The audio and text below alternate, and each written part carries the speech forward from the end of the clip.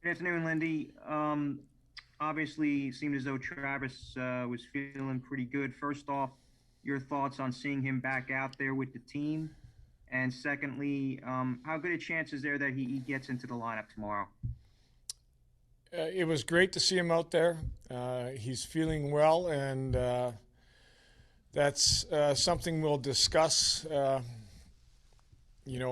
Probably as soon as I'm done here. But there is a chance he will play tomorrow. Thanks, Lindy. Thank you, Mike. Next question will go to Amanda Stein, NewJerseyDevils.com. You've only had Travis for a few games so far. What have you learned about him in just those games that perhaps you didn't know about him prior to being his coach? Well, I have a lot of respect for how he plays the game in both ends of the ice. Offensively, he's got good skill. Defensively, he's got great awareness. Face-offs, he's typically one of our best. Uh, what I realize is you can play him in any situation. You can play him with anybody. He's ready. He's ready to accept any role, any responsibility at any given time in the game.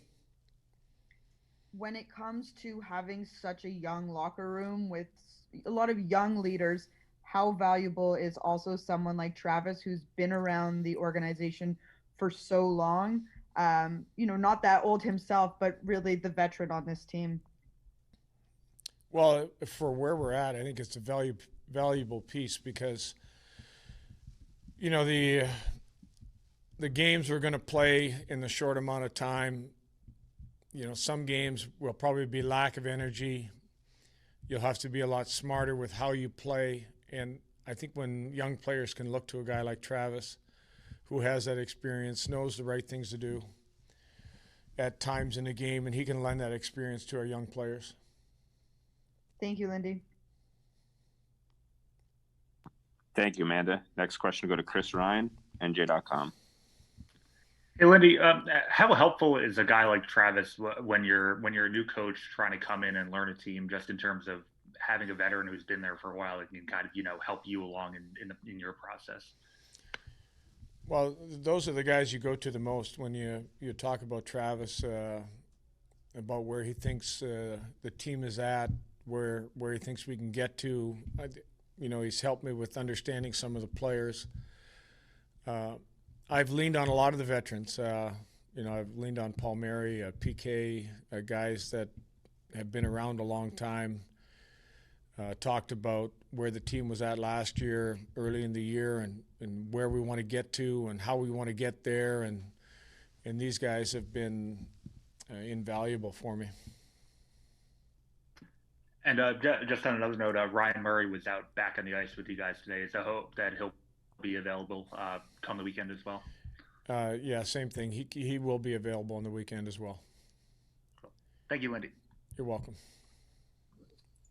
Thank you, Chris. Next question will go to Steve Cangelosi, MSG Networks. Hi, Coach.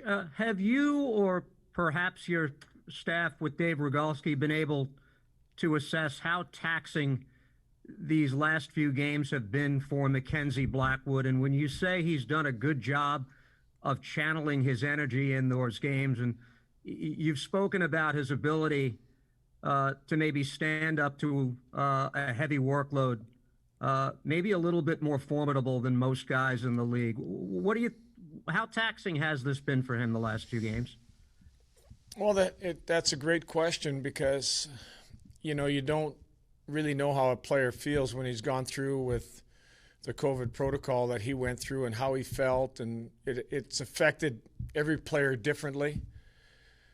And Blackie is the only person that really knows how he feels. But we feel he's got youth on his side. He's got good energy right now. We felt that, looking at the game, not a lot of scramble opportunities, second opportunities. So it was a game that we knew he was going to face some good chances because Boston's got a good team, and he made some big saves for us. But I think at the same time, we did a good job managing the puck in front of him. Would you say you're a coach who traditionally has played the hot hand, even if it means a heavier workload for someone?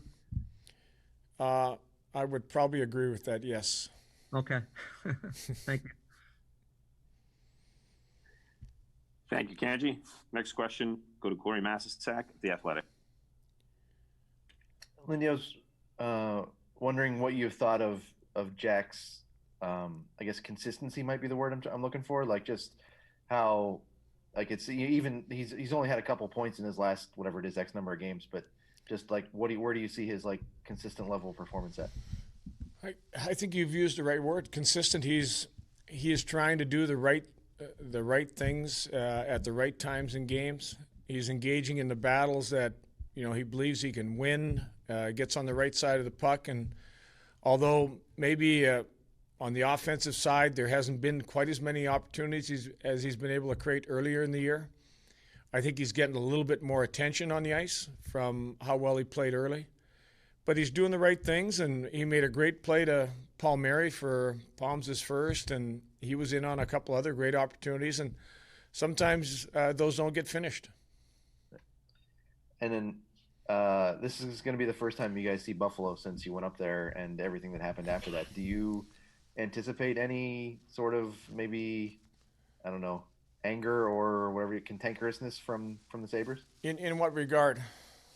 Just the way some of the reaction that came from Buffalo after you guys were up there, and they also had players with COVID. Oh, I think that's just it's a product of that could happen anywhere, and I don't know if it's conclusive that whatever it is they want to blame us for came from where it came from. But there's lots of examples around the league, and in no way did we want to get caught in that type of situation, but it happened, and both teams had to deal with it.